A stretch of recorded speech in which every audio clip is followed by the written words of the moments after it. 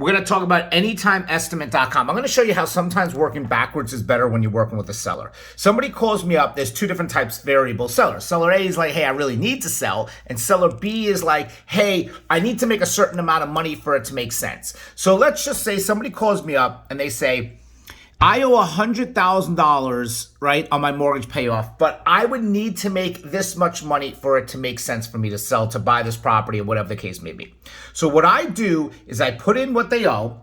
I do everything at worst case scenario, right? So I say, all right, at worst case scenario, we'll do 3%. This means like the seller is assisting the buyer. The buyer is getting 3% towards their closing cost. I charge them a commission. I charge commission different. That's a separate video right there and there because I think there's a lot of nonsense out there, right? And then I say, okay, how much do you need to make? So let's just say the net that they need to make, say, is $300,000, okay? So then I play with the price and I go, okay, at $450, at worst case scenario, you're about $310.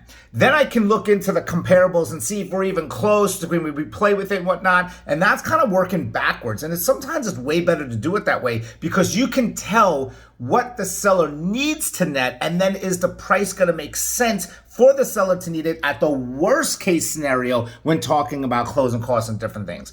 Really cool way to doing the business.